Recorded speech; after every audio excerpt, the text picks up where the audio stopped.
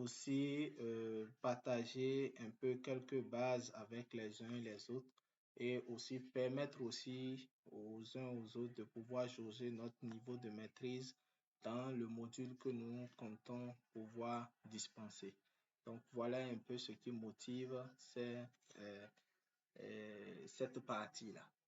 Donc, sans plus tarder, nous allons démarrer. Nous avons beaucoup de choses à faire aujourd'hui. On a prévu voir principalement la gestion des cellules, la gestion des graphiques, l'initiation sur Gantt Project et nous allons terminer par un cas pratique. Donc, je vais passer d'abord à l'explication de, de toutes ces informations-là, de tous ces chapitres-là et nous allons après faire un cas pratique qui va résumer tout ce que nous aurions vu. Donc, au niveau de Excel, je l'ai dit hier, Excel, c'est un outil vraiment très puissant. En réalité, si vous maîtrisez Excel, vous n'avez plus besoin de recourir à beaucoup d'autres logiciels parce que Excel pourra régler la majorité de vos problèmes. Donc, Excel a plusieurs fonctionnalités, donc et peut vous aider à résoudre plusieurs choses. Ici, nous avons ce qu'on appelle les cellules. Vous voyez, hier, je vous ai montré comment vous pouvez savoir le nombre de cellules de votre Excel. Vous maintenez juste la touche contrôle enfoncée et vous tapez la touche de direction à droite. Donc, c'est la fin ici des colonnes. Vous maintenez encore toujours la touche contrôle enfoncée et vous tapez vers le bas pour voir le nombre de lignes totales. Donc, on a 1 048 576 lignes. Voilà un peu en matière de voir un peu le tout au niveau des cellules. Vous allez constater avec moi que ici, nous avons chaque colonne a une lettre. Donc, nous avons A, B, C, ainsi de suite. Et on a aussi des lignes qui ont des numéros. Donc, le croisement d'une lettre et puis d'une ligne, c'est ça qui donne le nom de la cellule. Et vous allez voir, cela s'affiche là. Je suis en train de faire un signe à l'écran là.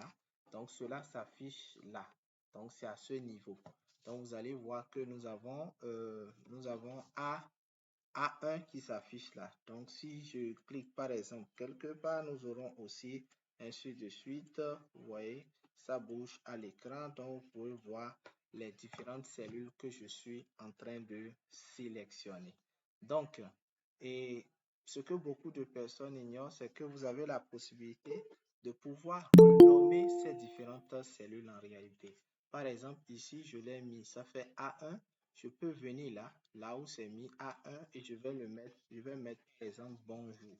Et puis je tape sur la touche. Donc vous allez voir que désormais, quand je vais cliquer là, ce n'est plus A1 qui va s'afficher, mais ça va mettre bonjour. C'est comme par exemple quand vous voulez faire une application comptable et que vous voulez de comptabilité, vous savez que vous aurez à appliquer la TVA tout le temps. Donc, au lieu de chaque fois taper la TVA ou bien chaque fois taper le chiffre correspondant à la TVA, vous pouvez enregistrer la cellule là, appelée TVA. Et chaque fois que vous faites vos formules, vos fonctions et autres, il suffit juste de taper TVA et tout sera géré. Je vous donne un exemple. Ici, cette cellule, par exemple, c'est la cellule B3. Donc, je vais l'appeler TVA. Donc, je viens là. Maintenant, si vous, peut-être, sur votre Excel, ça ne s'affiche pas, il suffit d'aller au niveau de ce menu. On l'appelle le menu affichage. Et quand vous rentrez dans ce menu affichage, vous allez voir, il y a barre de formule. Donc, si ce n'est pas coché, vous cochez. Vous allez voir, si je clique dessus, ça va disparaître. Donc, si peut-être ça se présentait comme ça, vous allez au niveau du menu affichage et vous cliquez sur la barre de formule. Donc, là, vous verrez, nous avons la barre de formule qui va sortir. Donc, ici, je clique là et je mets TVA. Quand vous finissez, vous tapez sur la touche Entrée. Donc, vous allez voir, ça sera TVA. Désormais, si je viens dans je mets par exemple 1,18 par exemple. Maintenant, toutes les fois que j'aurai besoin de la TVA, je mets égal, je mets par exemple 20 000, je mets par exemple fois. Au lieu de taper 1,18, je peux taper TVA comme ça. Et quand je valide, ça me fait le calcul. Puisque la cellule là, je l'ai appelée TVA. Voilà comment on arrive à renommer les différentes cellules et ça vous permet, selon votre besoin, surtout moi, je l'utilise beaucoup plus dans le cas des codages VBA. Si je veux faire un codage VBA, c'est plus facile pour moi parce qu'on se perd D3, D4, D5, on se perd. Or, si tu as renommé les cellules, au moins les noms restent. Donc, c'est facile pour toi de pouvoir taper directement le nom au lieu d'être en train de chercher le nombre de lignes, le nombre de colonnes, etc. Donc, je vais supprimer ça. Donc, deuxième chose, vous avez la possibilité de pouvoir sélectionner toutes les cellules. Ça se fait là, au niveau du croisement de la colonne, quand vous prenez quand le signe qui est avant la colonne A. Donc, c'est genre un triangle. Quand vous cliquez dessus, ça sélectionne toutes les cellules de votre espace de travail. Donc, ça vous permet, quand vous allez au niveau du menu accueil, vous venez dans le bloc cellules. Donc, en haut, nous avons les menus. Donc, et nous avons des blocs dans chaque menu. Donc, quand je dis menu, donc vous regardez sur la première ligne et quand je dis bloc tel, vous regardez les différents blocs. Par exemple, le menu accueil, nous avons le bloc presse-papier, le bloc police, le bloc aliments, le bloc nombre, le bloc style, le bloc cellule, le bloc édition et le bloc Adobe Acrobat. Donc ici, nous serons au niveau du bloc cellule. Donc vous allez aller au niveau du format, vous cliquez au niveau du format, vous allez voir, voici les différentes propriétés qu'on peut appliquer au niveau de nos cellules. Par exemple, on peut modifier la hauteur, on peut modifier la largeur systématiquement de toutes les cellules et on peut masquer aussi ou bien afficher, vous voyez, on peut masquer des lignes, masquer des colonnes, masquer la feuille, afficher des lignes, afficher les colonnes et puis maintenant afficher la feuille. Donc, on va les utiliser un à un pour que vous puissiez voir. Au niveau de la hauteur, vous cliquez là. Au niveau de la hauteur, par défaut, c'est 15. Je peux mettre par exemple 50. Donc, quand je clique, vous allez voir, j'aurai carrément une autre présentation. Donc, vous voyez, c'est 50. Donc, si je trouve que 50 est trop, je vais au niveau de hauteur, je vais peut-être mettre 30, je double. Donc là, j'ai les 30 qui sont là. Je peux aussi jouer sur la largeur.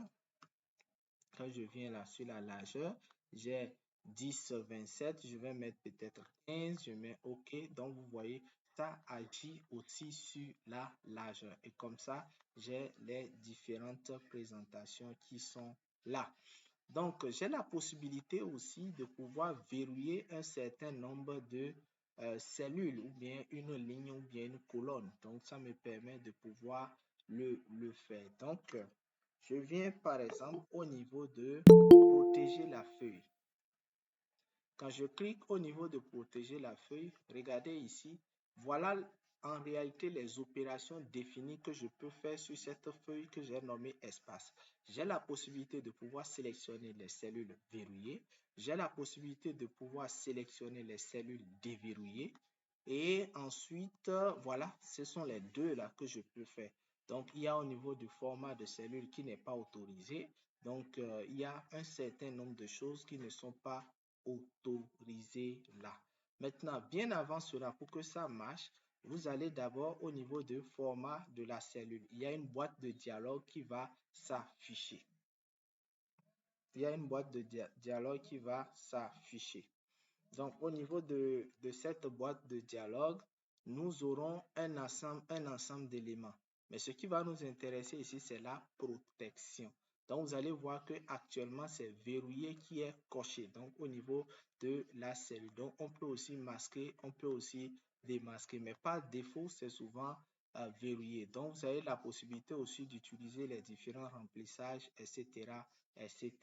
Donc, il faut se rassurer que là, c'est verrouillé avant que ici ne puisse marcher. Pour verrouiller les cellules, ou non, je veux beaucoup plus parler de, on était où? Oui, protéger la feuille. Donc, voilà un peu.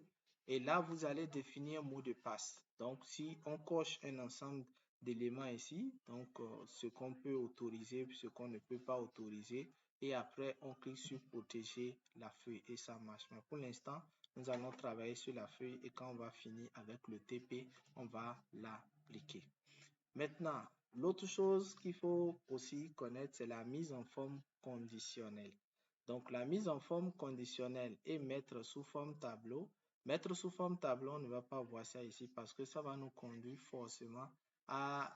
On l'utilise forcément quand on veut créer les tableaux croisés dynamiques, puisque là, il faut mettre le tableau sous... il faut mettre les données sous forme d'un tableau afin de pouvoir utiliser aisément les tableaux croisés dynamiques.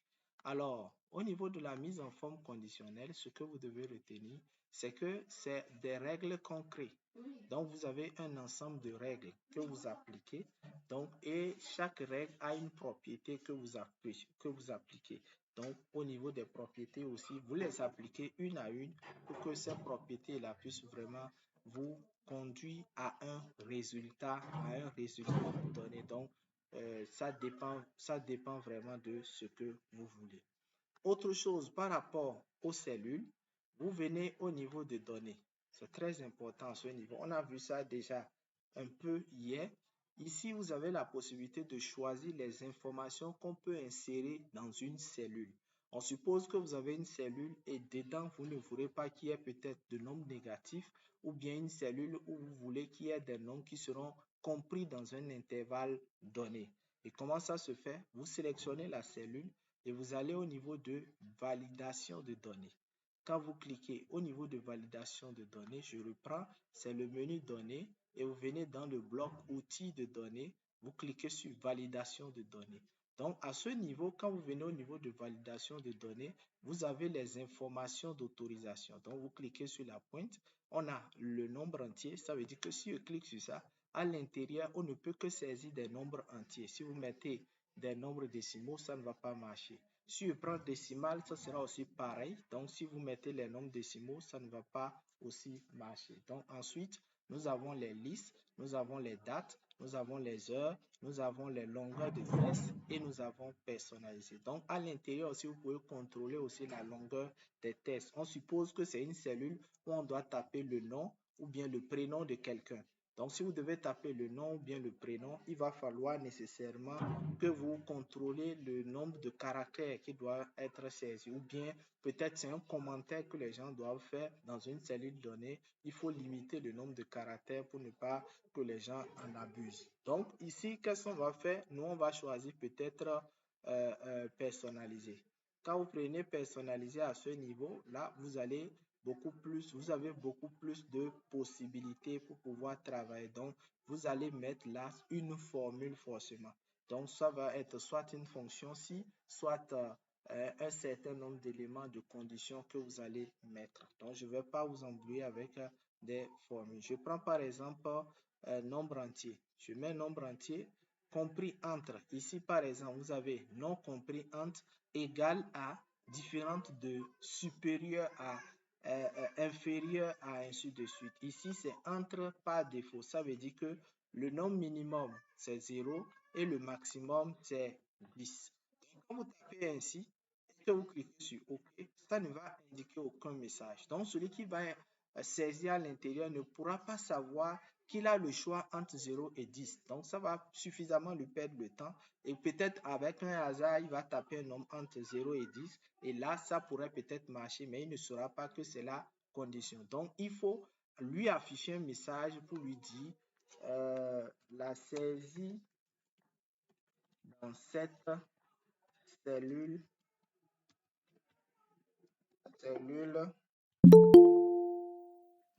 doit être des nombres compris entre 0 et 10. Donc, après, vous mettez une alerte pour dire vous devez, là, vous pouvez mettre désolé, il faut que le nombre saisi, soit compris entre 0 et 10. Et je mets maintenant OK.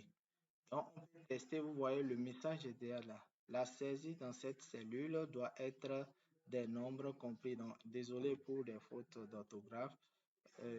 les SS que je n'ai pas mis, donc des nombres compris entre. Je préfère corriger cela.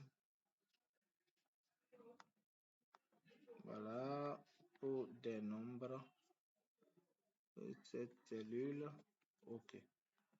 Voilà, la saisie dans cette cellule doit être des nombres compris entre 0. On met 11 par exemple, puis 111.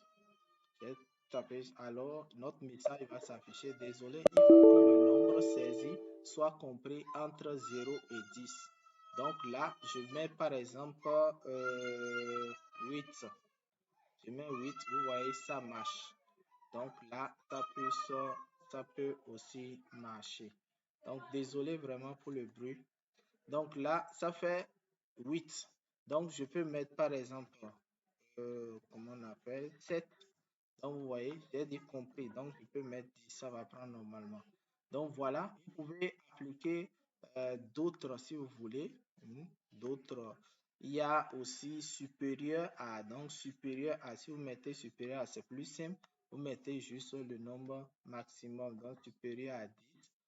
Je mets par exemple là, ça veut dire que à ce niveau, si je mets par exemple 5, normalement ça devait me dire désolé. Donc vous voyez, tant que je n'ai pas mis ça, ça ne va pas marcher. Donc vous voyez, il ne me permet pas de continuer. Donc là, à ce niveau, désolé, à ce niveau ici, quand je mets au niveau de la lettre, j'ai trois styles en fait. Le style stop, je l'ai expliqué hier. Stop, c'est que tant que tu n'as pas respecté la condition, tu ne vas pas avancer. Ici, ça va juste afficher le message. Les deux, ça va juste afficher le message, mais ça ne va pas, mais ça va vous permettre de continuer. C'est-à-dire, ça va laisser le nombre là et vous permettre de continuer. Mais quand vous prenez stop qui est là par défaut, tant que vous n'avez pas choisi l'élément qui respecte la condition, c'est que vous ne pourrez pas continuer. Donc, voilà un peu comment ça marche. Donc, vous pouvez tester à votre niveau les différents éléments et voir aussi comment ça marche. Donc, on avait dit minimum c'est 0 et puis le maximum c'est 10.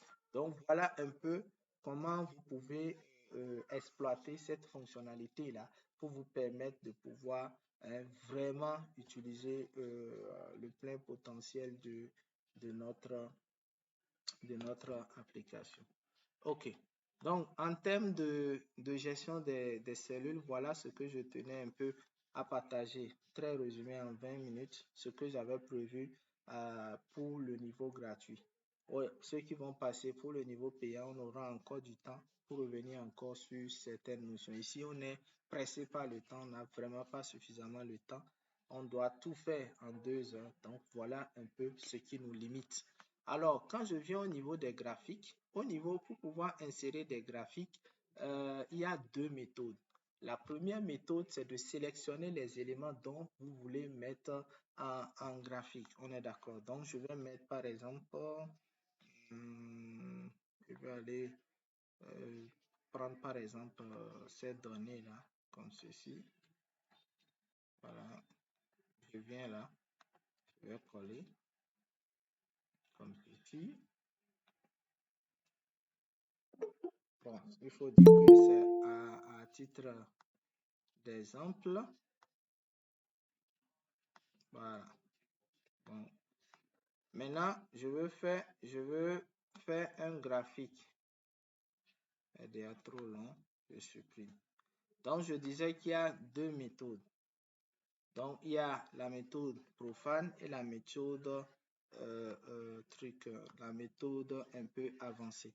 Donc, ici, qu'est-ce que l'amateur fera? Il va peut-être sélectionner là. Il maintient contrôle en fonction, enfoncé, il sélectionne les deux. Il va au niveau de menu insertion et maintenant, qu'est-ce qu'il fait? Il clique là et il choisit par exemple un des graphiques. Il clique là et le graphique va s'afficher. Donc, voilà comment le profane va faire. Mais qu'est-ce que celui qui a le niveau avancé fera? Il va d'abord au niveau du menu insertion et au niveau du menu insertion,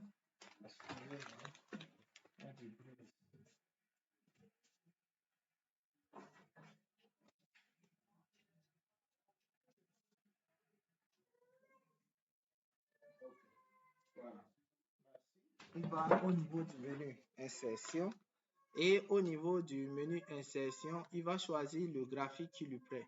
Si je prends par exemple toujours ceci, ça sera vide.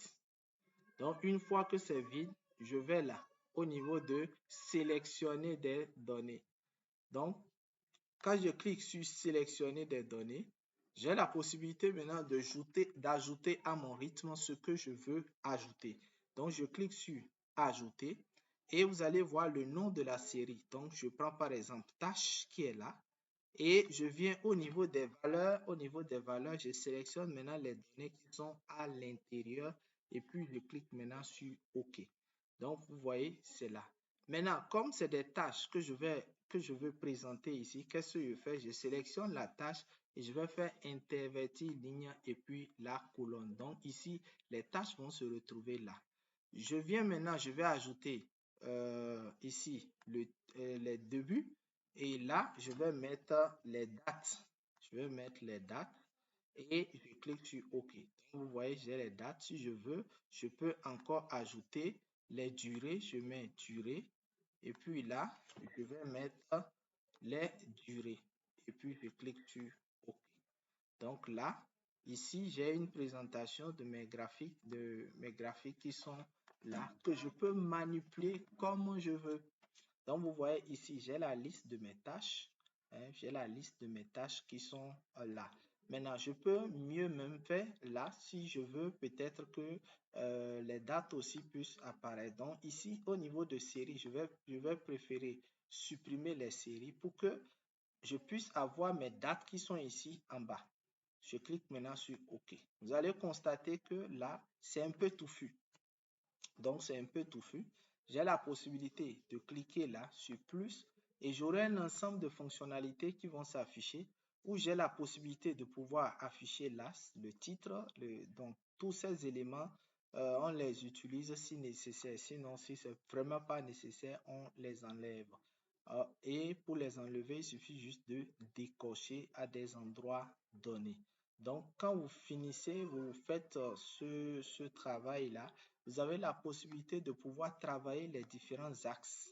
Par exemple, quand je prends ici, il suffit de faire clic droit et vous allez voir format de la zone graphique. Vous cliquez sur format de la zone graphique, vous allez voir des options vont s'afficher à droite et en haut et puis à ce niveau, vous pouvez maintenant manipuler comme vous voulez en termes de hauteur, en termes de taille, en termes de couleur, vous pouvez manipuler autant que vous voulez.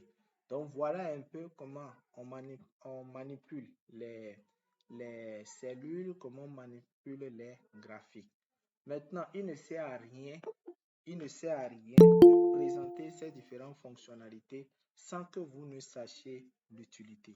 Donc, je vais prendre un cas pratique qui va nous prendre du temps et c'est sur la base de ce cas pratique-là, je vais expliquer un certain nombre de choses qui vont vous permettre de pouvoir comprendre beaucoup de choses. Et comme je l'ai dit, notre formation s'inscrit dans un contexte où nous sommes en train de suivre un parcours de compétences pour une certification en management de projet et en suivi évaluation. Donc, les TP, les explications, les fonctionnalités que nous allons voir seront orientées projet tel que le dit le titre, que ce soit des projets de développement ou bien des projets d'entreprise. Alors, nous allons nous situer dans un contexte, par exemple, un projet de construction que nous voulons faire d'un bâtiment et nous avons 10 tâches. On a énuméré 10 tâches. On a la tâche 1, la tâche 2, la tâche 3, etc. Nous avons les tâches qui sont ici et nous avons mis les différentes responsables, les dates de début qui sont là et nous avons proposé aussi les différentes durées. Et ici, nous avons les dates de fin. Il faut dire que c'est une formule que j'ai insérée là. C'est-à-dire, j'ai mis les dates de début et puis j'ai ajouté les durées et ici, c'est une formule qui est là. Et pour que ça marche, il faut que cette cellule-là soit de type date. Sinon, ça va vous renvoyer des erreurs. Maintenant, pour ceux qui ont déjà utilisé des applications ou bien des logiciels de gestion de projet, vous allez voir que ces logiciels, après avoir inséré les tâches, affecté les ressources, vous connaissez les dates de début, les durées, les dates de fin et autres, il faut que vous ayez la possibilité de savoir quand est-ce qu'une tâche est terminée, quand est-ce qu'une tâche n'est pas terminée et quel est l'élément qui va vous permettre de savoir qu'une tâche est terminée ou pas.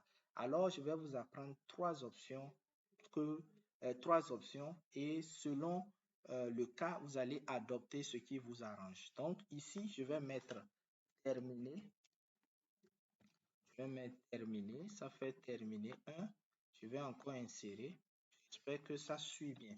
S'il y a des endroits que vous n'arrivez pas à suivre, vous notez tout à l'heure. Je vais m'arrêter pour les questions et vous pouvez, attention, vous pouvez me ramener sur un certain nombre de points pour qu'on puisse peut-être ralentir là. Voilà pourquoi je vais un peu méthodiquement. Donc, voilà un peu euh, comment ça marche. Donc, ici, je vais vous montrer trois méthodes. La première méthode, c'est qu'on va utiliser la mise en forme conditionnelle. Et là, là, à ce niveau, on aura le choix soit de taper 0, soit de taper 1. C'est-à-dire, quand nous tapons 1 dans la cellule, c'est que c'est pour dire, je vais zoomer, peut-être que les gens ne voient pas très bien. Ok, je fais comme ça, désolé. Comme ça. Donc, il y a possibilité que si ici on tape 1 par exemple, que le 1 puisse donner une couleur verte et là ça veut dire que la tâche est terminée. Si on tape 0, que ça puisse donner peut-être la couleur rouge pour dire que la tâche n'est pas du tout terminée. Alors qu'est-ce qu'on fait? On sélectionne là où l'analyse sera faite, la plage de cellules où ça sera fait. On va au niveau de la mise en forme conditionnelle et vous allez faire nouvelle règle. Je reprends mise en forme. D'abord, menu accueil. Vous venez dans le bloc style. Vous prenez mise en forme conditionnelle et vous prenez nouvelle règle. Il y aura une boîte de dialogue qui va s'afficher. Et dans cette boîte de dialogue, vous aurez plusieurs options. On n'aura pas ici à la phase gratuite de parcourir toutes les options, mais on va parcourir l'essentiel ici pour permettre à ceux-là qui ne pourront pas aller à la phase payante d'avoir quand même le minimum pour pouvoir se chercher sur Excel. Alors, qu'est-ce qu'on va faire? Nous allons utiliser la dernière option qui est qui nous permettra de pouvoir mettre une formule.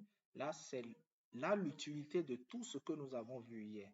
Hier, on a vu quelques formules. On aura encore à voir une vingtaine de cellules, une vingtaine de formules et de fonctions à la phase payante. Donc ici, on a dit le premier principe, c'est qu'on commence par l'égalité. Donc, vous venez, vous mettez égal et vous cliquez sur la première cellule de la plage de cellules que vous avez sélectionnée au départ. Et vous allez supprimer le dollar. Si vous ne supprimez pas le dollar, ça ne va pas marcher puisque dollar veut dire faire une référence figée sur une cellule donnée. Donc, c'est juste son rôle. Donc, si vous n'enlevez pas le dollar, il va juste faire référence qu'à la cellule, la seule, et ça sera figé. Donc là, on met l'égalité, on met l'égal, et on a dit que si on tape 1, on veut que la couleur verte s'affiche. Donc je mets 1, et quand la condition est déjà mise, on va au niveau de format, et on applique la couleur qui doit s'appliquer. Ça fait la couleur verte. Maintenant, comme c'est 1 que nous allons taper, par défaut, c'est la couleur noire qui est là. Donc, le 1 va sortir en noir à l'intérieur. Donc, qu'est-ce qu'on va faire? On va au niveau de police. Et au niveau de police, on vient au niveau de couleur de police et on applique la même couleur qu'on a appliquée au niveau de notre remplissage. Et quand on finit, on met OK et on met ici OK.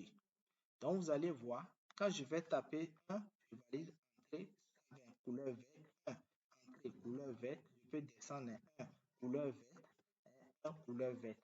Donc, généralement, je l'utilise beaucoup avec mes collègues qui sont sur le terrain. Je peux faire très rapidement un fichier Excel et je liste les activités qui sont prévues dans le mois. Donc, si vous avez réalisé une activité, tapez 1. Si vous avez peut-être terminé l'activité, tapez 2 dans la colonne suivante, ainsi de suite. Donc, quand ils mettent les différents chiffres qu'ils doivent mettre, ça met des couleurs. Et à la fin, moi, selon les couleurs, ça me fait une analyse et ça m'affiche aussi les pourcentages pour savoir à quel niveau ils sont. On va voir ça un peu plus loin. Donc, avec cette manière de faire, ça permet déjà, ici par exemple, ça dit que la tâche 1 est déjà réalisée et terminée, la tâche 2 est terminée, la tâche 6 est terminée et puis la tâche 8. Alors, l'autre analyse, s'il n'a pas terminé la tâche, il faut que quand même ça affiche une autre couleur. Pour certains, ils laissent ça comme ça. Par défaut, ça veut dire que si c'est la couleur blanche, ça veut dire que l'activité n'est pas terminée. Mais pour plus d'esthétique, d'autres préfèrent mettre une couleur rouge pour que quand il va taper 0, pour qu'on ait une couleur rouge. Donc, c'est la même méthode. Il suffit juste de sélectionner la même plage. Vous allez au niveau de mise en forme conditionnelle et vous tapez maintenant encore nouvelle règle. Vous venez utiliser une formule. Vous mettez encore l'égalité, vous sélectionnez la première cellule, vous supprimez le dollar, et cette fois-ci, vous mettez égal 0. Cette fois-ci, vous mettez égal 0. Et là, quand vous mettez égal 0, vous allez au niveau du format. On va prendre par exemple la couleur rouge cette fois-ci. Vous venez au niveau de la couleur, vous prenez cette couleur rouge. Au niveau du remplissage, on prend la même couleur rouge et on met OK. On met OK. Vous allez voir que par défaut, tout sera rouge. Puisque là, par défaut, si une activité n'est pas terminée, si par défaut une activité par défaut, si une activité n'est pas réalisée, ça veut dire qu'elle n'est pas terminée. Voilà ce que je veux dire. Mais quand il va venir là, par exemple, et taper 1, ça va devenir vert. Quand il va venir taper 1, ça va devenir vert. Donc voilà un peu comment ça se passe. Mais ici, par exemple, je viens et tape 0, je valide, ça va devenir rouge. Si je viens ici, je tape 0, ça va devenir aussi rouge. Donc voilà un peu les différentes propriétés, voilà, que vous pouvez présenter très rapidement dans vos fichiers Excel pour faire un certain nombre d'analyses. Ça m'amène déjà à une idée où on peut faire rapidement une analyse ici pour pouvoir faire le point de nombre de tâches total, nombre de tâches du projet par exemple. Ici, nombre de tâches terminées, nombre de tâches, je peux mettre nombre de tâches terminées. Voilà, tâches terminées. Nombre tâches non terminées. Voilà. Donc, et ici, par exemple, on veut avoir le nombre de tâches au total. Pour pouvoir avoir le nombre de tâches, on va utiliser une fonction qu'on a utilisée hier, la fonction nbval. Donc, si je fais nbval comme ceci, on va juste compter le nombre de tâches totales que nous avons. Je ferme la parenthèse et je valide. C'est-à-dire que nous avons 10 tâches au total. Maintenant, pour connaître les tâches qui sont terminées, rappelez-vous, dans notre légende, on a dit que si nous tapons 1, ça veut dire que la tâche est terminée. Si nous tapons 0, ça veut dire que la tâche n'est pas terminée. Ça veut dire qu'il nous suffit seulement, dans cette plage de cellules, de compter le nombre de 1. Et la fonction hier qu'on a apprise qui nous permet de compter à une seule condition, c'est la fonction NBC. Donc, on va faire NBC comme ceci. On ouvre la parenthèse. On va sélectionner maintenant la plage. Et ici, 1, c'est un chiffre. Donc, on n'a pas besoin de mettre ça en double quote. Donc, je peux taper directement 1. Je ferme la parenthèse et je valide. Donc, on va voir, normalement, on doit avoir 4 vers 1, 2, 3 et puis 4. Donc, on a 4 tâches qui sont terminées. Donc, ici, c'est pareil, on peut faire la même chose. On va faire NBC. On ouvre la parenthèse et cette fois-ci, on va lui demander de compter les zéros. 0, c'est un chiffre, on n'a pas besoin de mettre ça en double quote. Je valide maintenant. On aura combien de zéros? Je vois qu'il me met 2 zéros. Là, il y a un problème. Ah, c'est normal. Là, on lui a dit dans la cellule de nous compter le nombre de zéros. Là, il y a problème parce que partout là où il y a des rouges, on a juste mis les fonctions. Ça veut dire que normalement, ici, on a 0, 0. Ici, on a 0. Ici, on a 0. Vous allez voir que ça s'incrémente. On a 0. Là aussi, on a 0. Je vous apprends rapidement une astuce. Vous allez constater que quand je tape sur Entrée, le curseur va à la ligne. Si je ne veux pas ça, je tape sur la touche entrée avant de taper sur, et je maintiens la touche contrôle enfoncée avant de taper sur entrée. Vous allez voir, ça ne retourne plus à la ligne. Donc, c'est une astuce que je vous montre. Parce que quand vous tapez, ça va à la ligne, c'est chiant. Donc, vous maintenez contrôle enfoncé, vous tapez sur entrée, ça ne va plus à la ligne. Donc, vous allez voir que finalement, on a toutes les tâches. Donc, on a 4 plus 6, ça va nous faire les 10 tâches au total. Donc, voilà la première manière de pouvoir lister les tâches terminées avec les couleurs. Ici, je vais faire la deuxième manière avec peut-être des éléments pour vous permettre de cocher comme vous avez l'habitude de voir avec les logiciels que nous utilisons. Vous allez dans la mise en forme conditionnelle toujours et cette fois-ci, vous prenez jeu d'icônes. Je reprends, vous allez dans la mise en forme conditionnelle et cette fois-ci, vous prenez jeu d'icônes et vous venez, vous prenez cet élément. Donc là, vous cliquez, rien ne se passera. Donc, vous retournez toujours au niveau de la mise en forme conditionnelle et cette fois-ci, au lieu de nouvelles règles, vous prenez gérer les règles. Vous cliquez sur gérer les règles et vous allez voir la règle que vous avez choisie tout à l'heure. Vous sélectionnez et vous mettez modifier la règle. Vous cliquez sur modifier la règle et là, vous allez voir un certain nombre d'éléments qui sont là à ce niveau. Donc, vous avez les jeux d'icônes qui sont là, vous pouvez changer. Vous cliquez sur la pointe, vous pouvez changer les icônes que vous voulez. Vous pouvez afficher les icônes, c'est intéressant. Donc, d'afficher les icônes, c'est-à-dire à ce niveau, on pourra aussi afficher les différentes icônes. Donc, ici, je vous conseille, au lieu de pourcentage, de prendre plutôt des nombres. Donc, ici aussi, vous allez prendre des nombres. Ça veut dire qu'il affiche ce signe-là si la valeur que vous aurez mis là soit égale à 1, supérieur ou égal à 1. Donc, vous mettez 1. Et ici, c'est que ça soit supérieur ou égal à 0. Mais c'est que si inférieur à 1 est supérieur à 0. Donc, vous voyez, ça c'est la condition qui est là. Donc, inférieur à 1 ou bien supérieur ou égal à 0. Donc, quand vous mettez comme ça, vous cliquez sur OK, tout est bon. Là, à ce niveau, vous cliquez sur OK, vous cliquez sur OK. Donc, vous allez voir, quand je vais taper sur 1, ça va mettre le signe coché. Quand je vais mettre 0, je vais mettre petit, je mets 1 par exemple. Je mets 0, je mets 1, je mets 0 par exemple. 0, 0, 1, et puis 1. Donc, voilà aussi, si vous ne voulez peut-être pas utiliser les couleurs, vous pouvez utiliser cette astuce-là pour pouvoir avoir les différents éléments. Maintenant, la troisième façon de pouvoir faire l'analyse à ce niveau, ça sera avec le taux d'exécution. C'est-à-dire, si vous calculez le taux d'exécution d'une activité, vous mettez le taux d'exécution ici.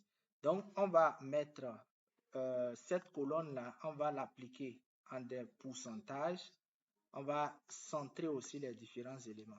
Et à ce niveau, on va mettre par exemple 50, on va mettre 50%, 20, 40, 60, 50, 80, 40, 20, 60, 60, 20, 60, et puis maintenant 30. Donc, nous voulons qu'il y ait des progressions. C'est-à-dire, si vous mettez des éléments, qu'il y ait des progressions. Donc, dans ce cas, je sélectionne les éléments qui sont ici et je vais au niveau de mise en forme conditionnelle et cette fois-ci, au lieu de prendre jeu de données, je viens au niveau de barre de données. Je prends par exemple ceci, cette progression et je retourne encore là pour aller faire gérer les règles. Donc, à ce niveau, je sélectionne, je fais modifier la règle. Vous allez voir que la couleur est dégradée là à ce niveau. Je vais faire rempli. Voilà, uni. Et si la couleur ne me plaisait pas, je peux choisir une couleur meilleure. Et ici, c'est ici que tout se joue. Donc, à ce niveau, au lieu de prendre automatique, vous allez prendre nombre. Ici aussi, vous allez prendre nombre. Et là, vous allez insérer des pourcentages. Vous mettez pourcent. Et ici, le maximum, c'est 100%. Vous mettez 100%. Donc, je reprends. Ici, vous allez voir par défaut, c'est automatique qui est là. Vous cliquez sur la pointe. Vous prenez nombre. Ici aussi, vous faites pareil, vous prenez nombre. Donc, ici, c'est pour pouvoir régler tout ce qui est couleur. Donc ici, en termes de bordure pleine, donc la couleur, je vous propose de prendre la même couleur. Donc on a une progression qui est là.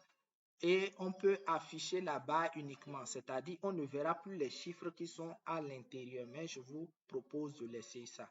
Vous vous posez peut-être la question, pourquoi aller faire ce réglage? Observez avec moi, vous voyez ici, on a mis 80%, mais on constate que c'est rempli. Or, normalement, si c'est 80%, ça ne devait pas remplir. Ici, on a mis 50% et quand vous voyez visuellement, on a l'impression que ça dépasse 50%. Donc, voilà pourquoi il faut venir faire ce réglage-là. Vous allez voir quand je vais cliquer sur OK, tout sera maintenant rééquilibré. Vous voyez, c'est rééquilibré 80%, ce n'est plus bien fermé, 50%. Vous avez visuellement, c'est au bon milieu, 60%, ça a dépassé légèrement, 30%, ainsi de suite. Vous allez constater, quand je vais mettre ici 50%, ça sera outil ChapChap. Maintenant, l'analyse ici, c'est que nous voulons que ça puisse nous dire que l'activité est terminée ici si nous avons au moins 100% ici. Et pour le faire, c'est très simple. Donc, il suffit tout juste de faire quoi?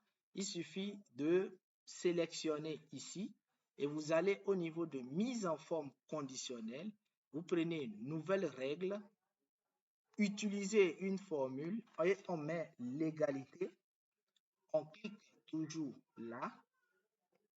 Oh là là. Voilà, on clique toujours sur le premier là. On enlève $. C'est-à-dire, on fait exactement comme la première technique. Je mets OK là. Je vais au niveau du format, je choisis la couleur. Au niveau de la police, je choisis la couleur et puis je clique sur OK. OK encore. Je retourne maintenant pour faire avec le 0. Ou bien si je veux, je laisse ça comme ça. Et si c'est blanc, c'est que l'activité n'est pas du tout terminée. Donc là, à ce niveau, bon, si je veux, comme c'est avec ça, on a commencé, on va alors faire la même chose. Nouvelle règle, on appuie là. Et si je veux, je mets même une autre formule. Hein. Je peux mettre égal. Je clique sur la cellule. Au lieu de 0, cette fois-ci, je mets peut-être 2. Je mets égal 2. Donc, je mets OK. Rien ne va se passer puisqu'on n'a rien inséré.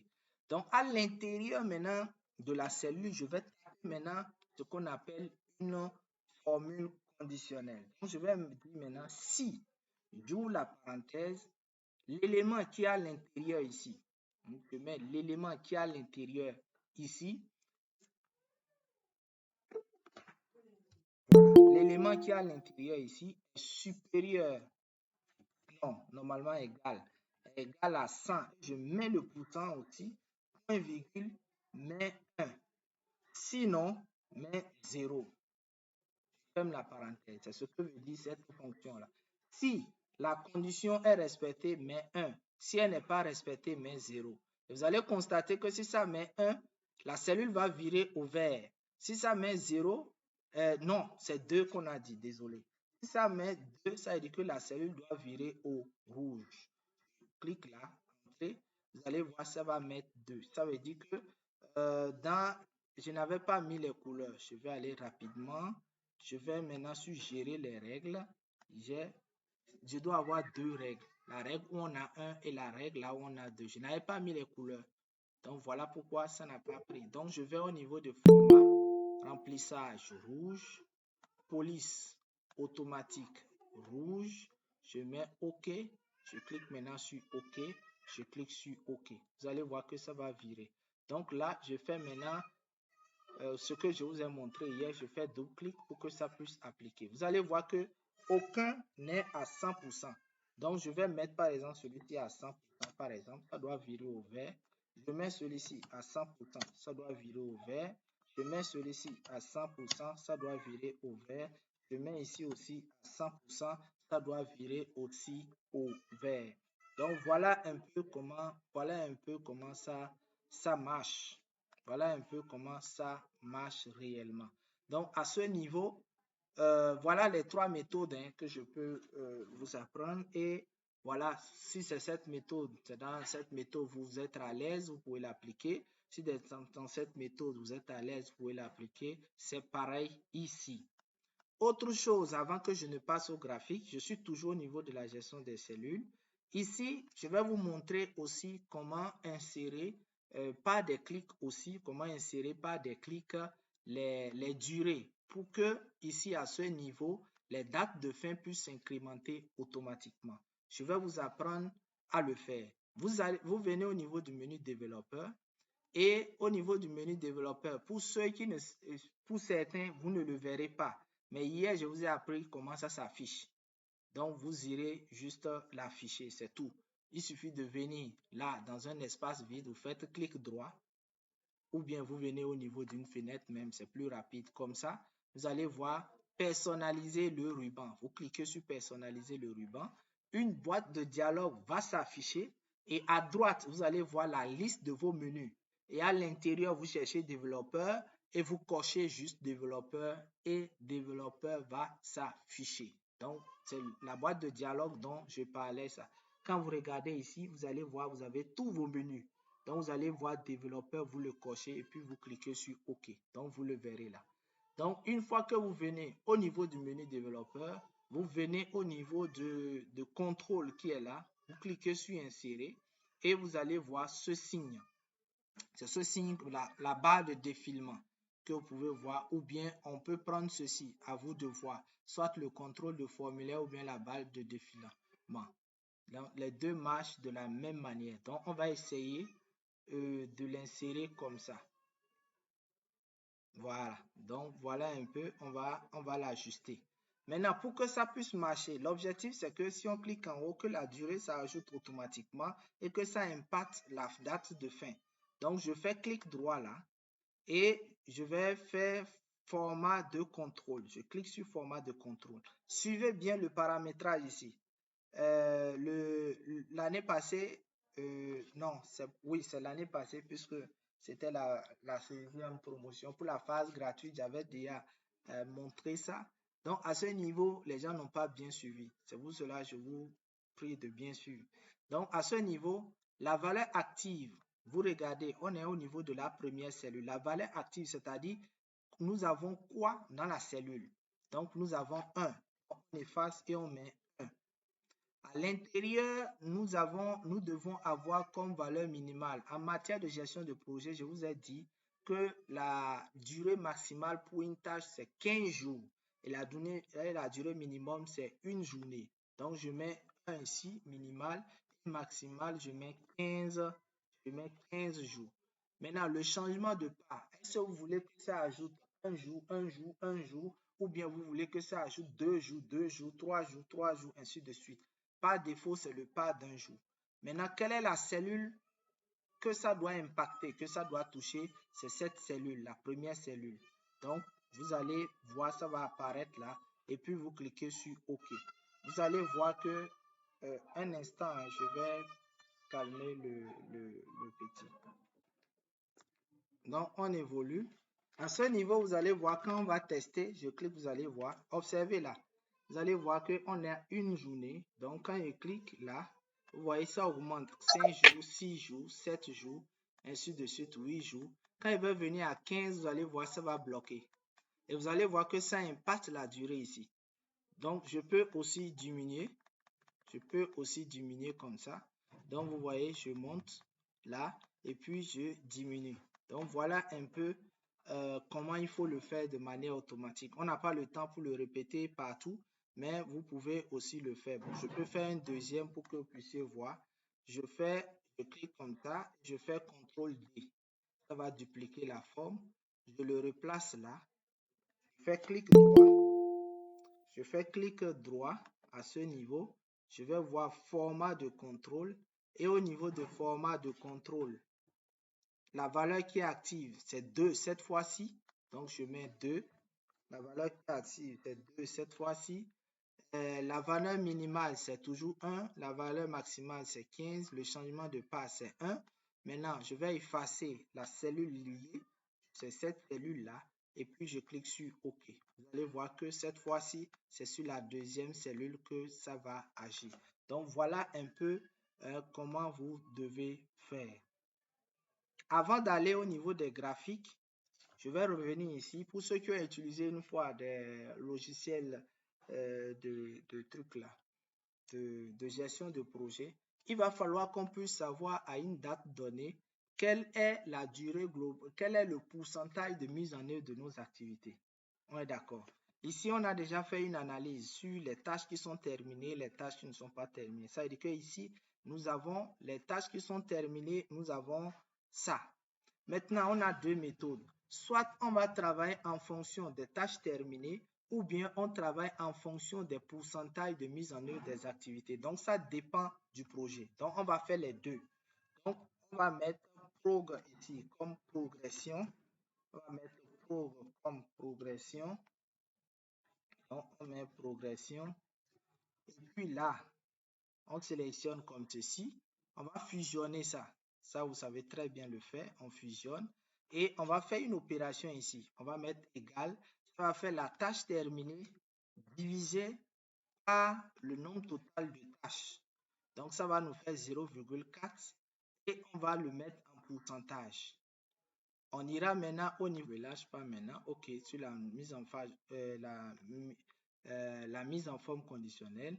On va au niveau de barre de données et on va choisir, vous pouvez choisir n'importe lequel, ça importe peu. Vous voyez, c'est rempli malgré qu'on a mis 40%. Donc, on va aller gérer les règles. On fait modifier la règle. Donc, à ce niveau, ici, là où c'est automatique, vous mettez nombre. Là où c'est automatique, vous mettez nombre. Ici, vous mettez les pourcentages. Si vous ne mettez pas ça, ça ne va pas marcher. Donc, vous mettez les pourcentages. Au niveau de la couleur, je vais évoluer toujours avec la même couleur. Avec la même couleur. Donc, je ne veux pas que ça soit dégradé. Je voulais couleur unie. Je clique maintenant sur OK, plus OK. Vous verrez que j'ai les 40%. Donc, on va s'amuser à dire que peut-être une tâche est aussi terminée. Donc, ça fait 50%. Je peux dire qu'une tâche est terminée ici. On est à 60%. Une tâche est terminée ici. On est à 50%. Ça, c'est la première méthode en tenant compte des tâches terminées. Alors, dans un projet, on ne tient pas seulement compte des tâches terminées. Même si les tâches ont débuté, ça aurait déjà consommé des ressources financières, matérielles, etc. Donc, il faut capitaliser aussi cette mise en œuvre-là. Donc là, je vais mettre ici une autre progression. Voilà, je vais mettre ici une autre progression. Là, à ce niveau, je vais aussi fusionner. Je fusionne. Fusionner là. Et à ce niveau, je vais utiliser fonction moyenne. La fonction moyenne, je fais comme ça. Et je prends tout ce qui est ici, je ferme et je clique là. Donc, je suis à 73%. Donc, vous voyez, or, quand j'ai fait l'analyse avec les tâches terminées, je suis à 70%. Mais quand je prends déjà les différents efforts qui ont été faits, même sur les tâches qui ne sont pas terminées, j'ai carrément un autre résultat. Donc, base de données, je prends, gérer, ça, j'ai déjà montré ça. Voilà pourquoi je vais vite. Donc, ici, nombre, je viens là. Nombre, attention, nombre du moins, nombre. Je mets les pourcentages, 100%, 100%. Ici, peut-être je vais choisir une autre couleur pour faire la différence. Quelle couleur je vais prendre? Bon, bleu.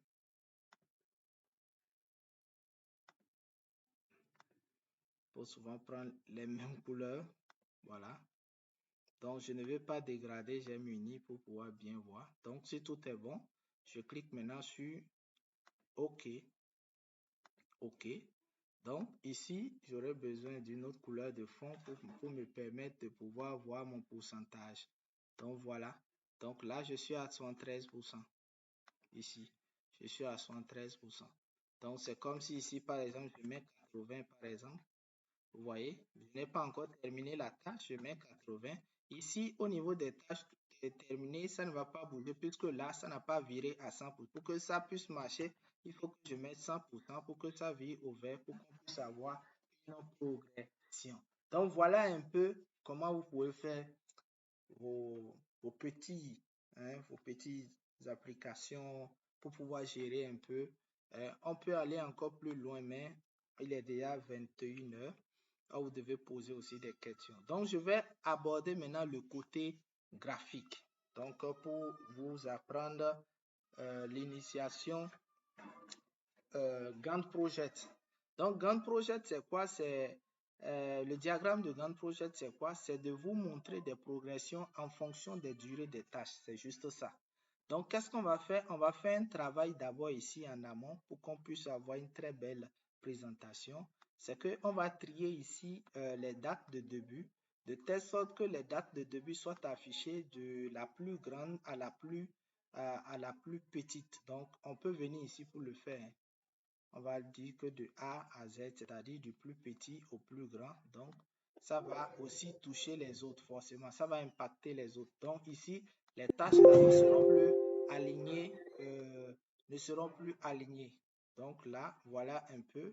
Ici, ça doit être une erreur. C'est 0,5 et non 0,2. Donc, je vais reprendre le filtre. Non, je vais utiliser ici de A à Z. Donc là, ça va mieux étendre les choses. Donc là, nous avons de la plus petite date à la plus grande date.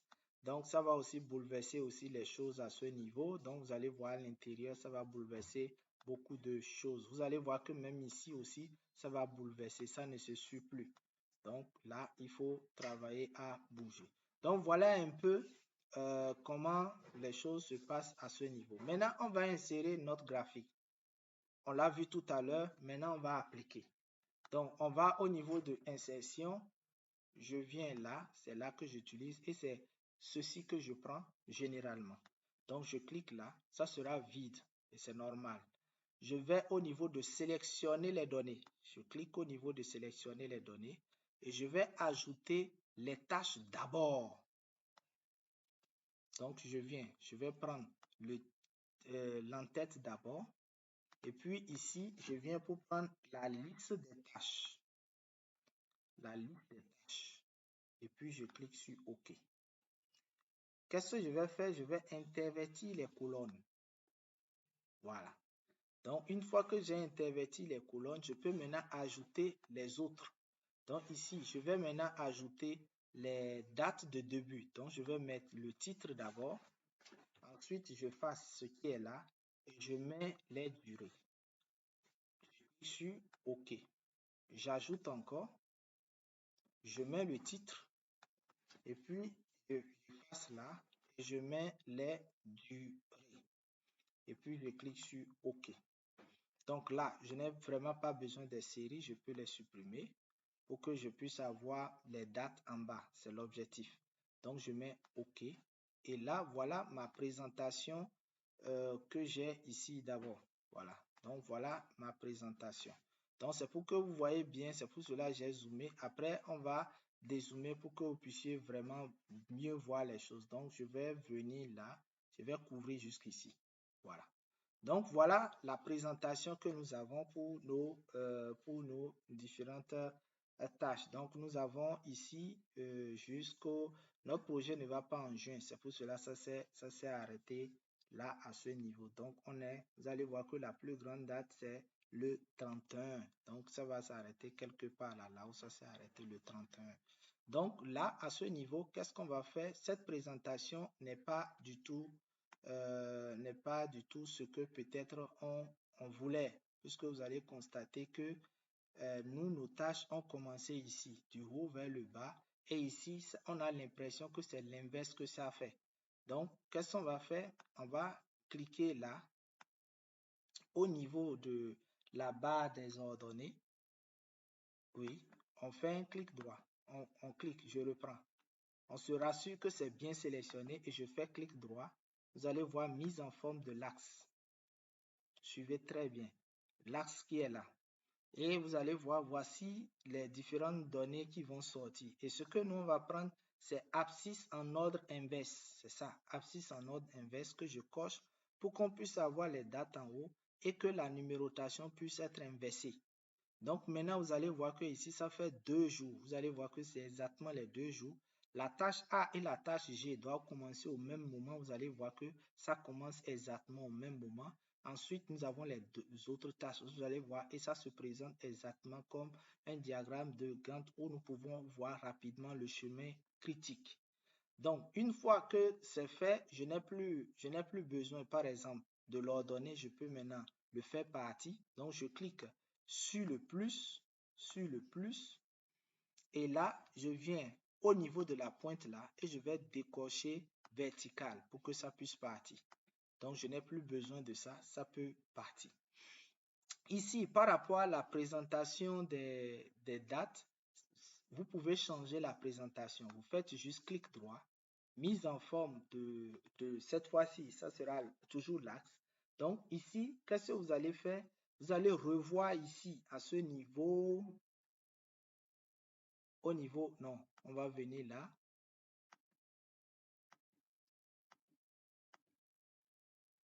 Voilà, c'est ça, orientation de test. Donc, par défaut, c'est horizontal qui est là. Donc, nous, on va prendre pivot 270. Vous allez voir que ça va s'appliquer exactement comme ça. Donc, et là, on peut fermer à ce niveau. Qui ne m'embête pas maintenant. Ok, super. Donc, ici, vous allez voir que cette partie est une partie qui, en réalité, ne nous intéresse pas. Donc, qu'est-ce qu'on va faire? On va aller au niveau du menu mise en forme. On va au niveau du menu mise en forme. Et au niveau du menu mise en forme, on va prendre une couleur blanche. Et là, vous allez voir que notre présentation devient de plus en plus intéressante. Donc ici, déjà, on doit revoir cela. Donc ça ne peut pas, notre activité ne peut pas aller jusqu'en juin. Donc on va mettre ça en une journée pour que ça puisse s'appliquer. Pourquoi pas même en 2 jours. Voilà. Vous allez voir que ça s'ajoute automatiquement. Donc, on peut même l'amener en 3 jours. Super. Donc, ici, vous allez voir qu'on n'a pas les durées qui s'affichent. Donc, on peut les étiqueter. Donc, vous cliquez sur le plus et vous allez prendre étiquette. Donc là, je peux enlever le quadrillage pour que ça soit plus visible. Donc là, c'est pas bien visible. Je peux le mettre en gras. Peut-être moi, j'utilise beaucoup plus Arial et je peux augmenter un peu comme ça pour que ça puisse être bien visible. Donc j'ai les nombres de jours qui sont là, donc qui sont affichés. Et vous allez voir, j'ai les dates de début qui sont aussi sorties. Donc j'ai les dates de début qui sont là que je peux utiliser. Donc cette tâche, je sais quand est-ce que ça commence. Donc la date de fin, c'est ça que j'ai mis en haut. Et j'ai ma présentation. Maintenant, quand je finis, je peux ajuster. Je peux essayer maintenant d'ajuster comme ceci pour que ça puisse me donner, bon, pour certains, qu'est-ce qu'ils font? Ils peuvent enlever aussi l'axe horizontal. Là, nous n'avons plus les dates en haut, donc on va essayer d'ajuster comme ça.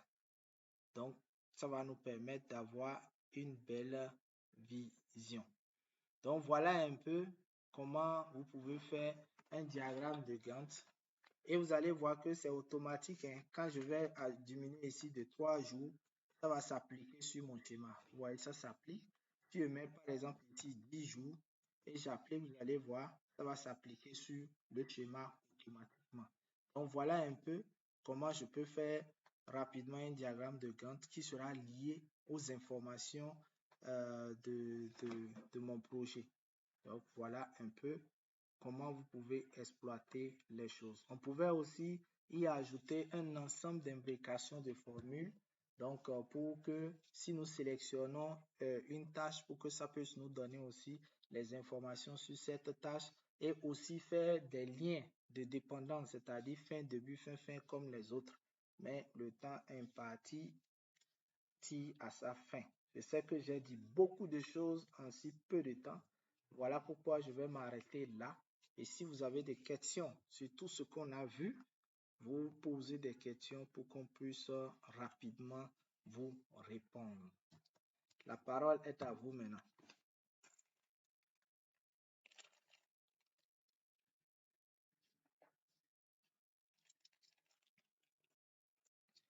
Je vous écoute s'il y a des questions. Je finis, je partage le fichier avec vous comme je l'ai fait hier.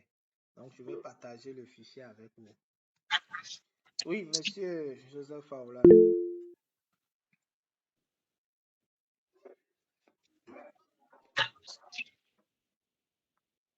Oui, merci encore pour ce soir. Oui, Moi, c'est par rapport à l'affichage des menus là. oui. Il y a certaines affichages chez moi.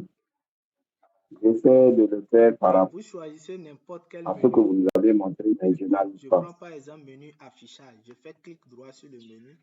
J'aurai deux options.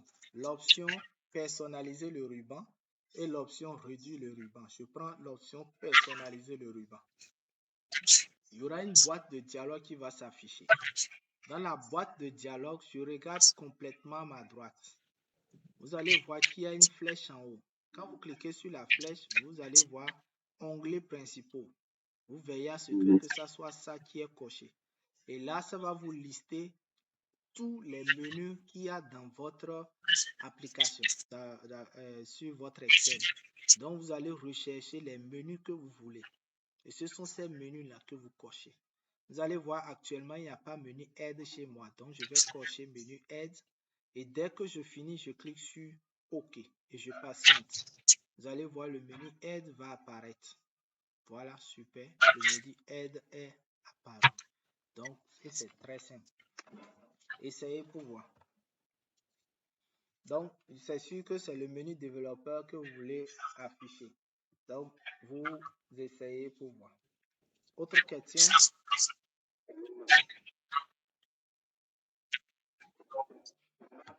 C'est venu. Oui. C'est venu. Maintenant, de l'autre côté aussi, quand j'étais sur feuille là où vous avez ajusté de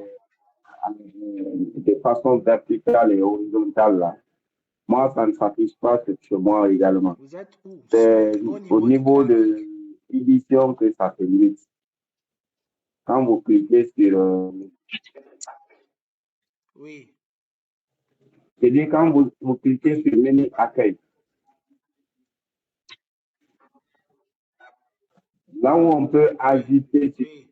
Oui. la longueur ou la largeur des cellules de vie, Allez au niveau, quand vous cliquez sur accueil, ça ne s'affiche pas sur il y moi. a cellule, le bloc cellule. Vous allez voir format. Peut-être si on n'utilise pas la même version, ça n'aura pas les mêmes dispositions. Donc, si j'utilise une version plus évoluée que vous, ça ne va pas s'afficher de la même manière. Donc là, vous allez beaucoup plus observer et rechercher. Mais le bloc doit être le même. Il suffit de chercher le bloc cellule et regarder aussi l'icône, à quoi ça ressemble, et vous recherchez ça dans le menu accueil. Vous devez forcément trouver ça quelque part.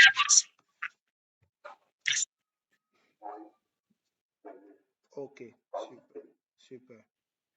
Autre Oui, question? c'est juste. Ok. Ok. Oui. Est-ce que C'est vous bon avez pour des moi. questions? Oui, monsieur Marcel Camano.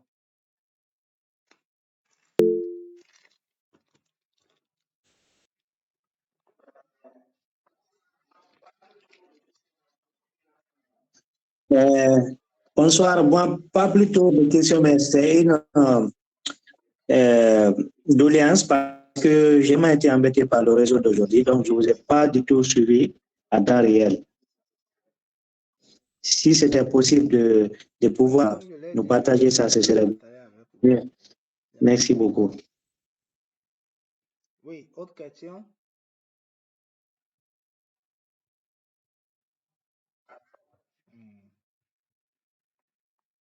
Autre question de D'accord. compréhension, de curiosité? Oui, c'est clair. Oui. Ah, aussi, Pardon? quand on donne on surnomme une cellule. Oui. Quand on donne, par exemple, un nom à une cellule, Le nom? En fait, comment supprimer au maintenant ce niveau nom-là? de, Excel, il y a une partie qui vous permet de Oui. pouvoir gérer tout ce qui est nom. Au niveau de Excel, il y a une partie qui vous permet de pouvoir gérer tout ce qui est nom. Je crois que ça doit être au niveau de formule. Vous venez au niveau de menu formule. Vous allez voir gestionnaire de nom. Vous cliquez là. Au niveau de gestionnaire de nom, vous allez voir. Voici les noms que j'avais créés à l'entame. Vous vous rappelez, j'avais créé TVA, j'avais créé tableau, j'avais créé aussi bonjour, si vous vous rappelez, quand j'étais en train de mettre ici. Donc, si ça ne m'intéresse plus, je clique sur supprimer. Il va me demander si je suis sûr, ça supprime. Je supprime encore. Je supprime encore. Voilà. Donc, je n'ai plus de nom. Ça, c'est un tableau. Donc, je n'ai plus de nom et je vais maintenant fermer. Vous allez voir quand il va venir maintenant au niveau de la première case là, que j'avais renommé bonjour, ça ne sera plus bonjour. Ça sera plutôt A1. En fait, cette partie définit les données. Attention. Cette partie gestion des noms, ça sert pour faire l'imbrication des formules. C'est-à-dire, si vous vous rappelez, quand on était en train de faire Kobo Toolbox, il y avait la possibilité de pouvoir cliquer sur un nom. Et quand vous cliquez par exemple sur un département, que ça vous sélectionne la liste des communes de ce département. Si vous choisissez par exemple une commune, que ça vous donne la liste des arrondissements de cette commune. Donc, définir nom, là, en réalité, ça vous sert à faire ça. Ça, c'est le premier rôle. Le deuxième rôle, c'est si vous faites de la programmation Visual Basic qu'on appelle VBA. Ça vous permet aussi de pouvoir rapidement, de vous rappeler d'un certain nombre de références de cellules pour aller vite. C'est en réalité le rôle. Voilà. C'est le rôle ça. Donc, on va aborder ça à la phase payante. Comme vous êtes inscrit pour la phase payante, on va voir ça à ce niveau. Super. Oui. Autre question.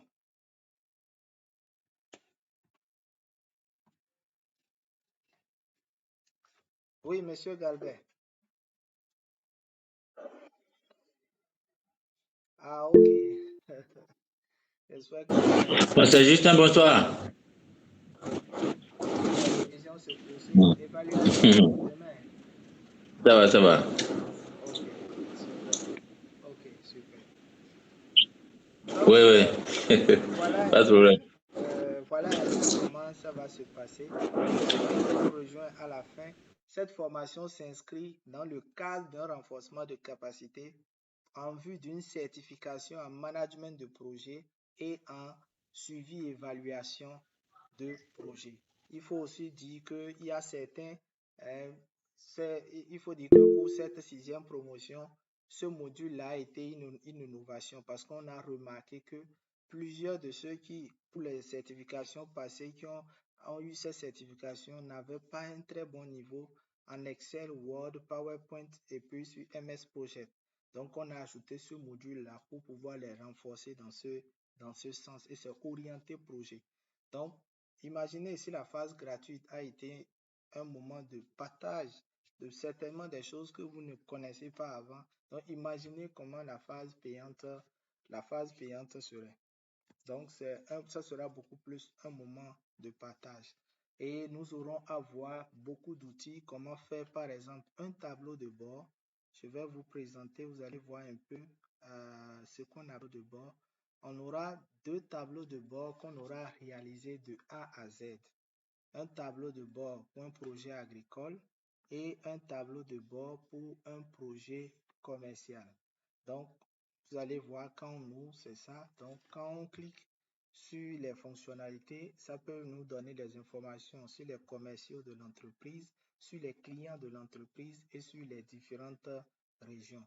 Donc, nous allons vous apprendre comment développer un tableau de bord. Donc, vous voyez, on a toutes les informations qui sont là, le nombre de clients que nous avons, le nombre de commerciaux, le nombre de commandes et le nombre de revenus, le total de revenus par commercial. Et vous avez la possibilité de cliquer là pour tomber au niveau des informations des commerciaux. Donc, comment insérer des photos à l'intérieur, tout ça. Et le chiffre d'affaires ou bien ce que gagne chaque commercial par jour ou bien par mois. Donc, les informations sur le client, donc des informations qu'on peut avoir sur le client et voir comment le marché fluctue, etc. Si on vient au niveau du projet agricole, par exemple, le tableau de bord. Ici, au niveau du tableau de bord à l'intérieur, quels sont les indicateurs que nous avons? Le nombre de jours total de notre projet, combien d'indicateurs nous avons atteint, combien reste, combien de staff nous avons, quels sont les indicateurs en termes de crédit. Au niveau du crédit agricole, par exemple, si on veut beaucoup plus de détails, on peut obtenir aussi les détails en faisant un certain nombre de tris. Quand je prends par exemple Banikwara, je choisis par exemple Banikwara, ça va me filtrer, me faire sortir uniquement les informations de Banikwara. Donc vous voyez, ça me filtre et ça me fait sortir uniquement les informations de Banikwara. Quand je prends par exemple Chaoru, ça me fera pareil, ça va me donner uniquement les informations de Chaoru. Donc assez au niveau des indicateurs clés aussi. Donc ça va me renseigner sur quels sont les indicateurs qui sont atteints, quels sont les indicateurs qui ne sont pas atteints. Donc, tout un ensemble d'analyses que le tableau de bord fait. Donc, je le fais généralement avec les projets donc, que je digitalise, ce qui fait que même de loin, le partenaire n'a pas besoin de m'appeler pour me demander si telle activité est réalisée, si tel indicateur est atteint. Je leur donne des droits d'accès puisque je digitalise ça. Donc, ils ont la possibilité d'y avoir accès grâce à une connexion Internet. Donc, ils peuvent suivre progressivement comment nous sommes en train d'évoluer, quelles sont nos difficultés et autres. Donc, il y a la possibilité aussi qu'on échange par mail directement depuis Excel. Donc, tout ceci, il plaise à Dieu, on va voir ça déjà à partir de demain ou bien vendredi. Ça va dépendre parce que demain, on doit faire une évaluation pratique sur les modules passés. Et si on finit tout, on enchaîne avec le cours ou sinon, on démarre effectivement vendredi. Donc, pour vous inscrire, c'est très simple. Il faut écrire nous au plus 229 01 66 51 82 26. Je répète, plus 229 01 66 51 82 26. Donc, vous avez la possibilité de payer à votre rythme. Le montant de la formation, c'est 100 000 francs et vous pouvez payer à votre rythme. Vous pouvez payer en 3 tranches et pour pouvoir évoluer jusqu'à la fin. Donc, ça dépend vraiment de vos moyens. Vous pouvez venir en inbox aussi, on va discuter. Et aussi, il faut le dire que cette formation s'inscrit dans le cadre d'une certification. Je l'ai déjà dit à l'entame.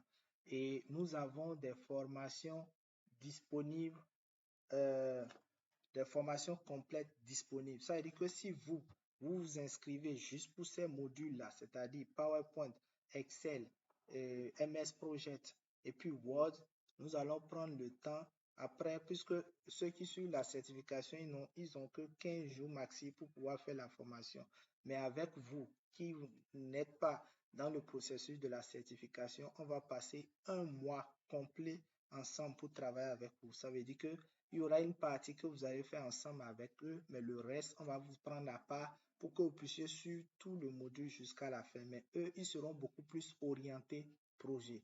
Mais vous, à votre niveau, on va vous former sur tout le logiciel dans son entièreté, que ce soit dans le domaine de projet ou bien dans autre projet, surtout adapté au type d'activité que vous êtes en train de faire. Voilà la particularité. Et il faut dire que c'est une bonne réduction. Sinon, chaque module est à 50 000, c'est-à-dire PowerPoint 50 000, Word 50 000, Excel 50 000, MS Project 50 000. Donc, normalement, ça devait faire 200 000 francs. Mais on a voulu faire une réduction, on a fait une réduction de 50%, ce qui revient à 100 000 francs. Et vous avez un mois complet à travailler avec nous et c'est pour avoir la main. Si vous n'êtes pas satisfait ou bien si vous n'avez pas eu ce résultat à la fin, on est prêt à vous restituer votre argent. Donc, merci. C'était des informations que je jugeais utiles, que je voudrais passer avec vous.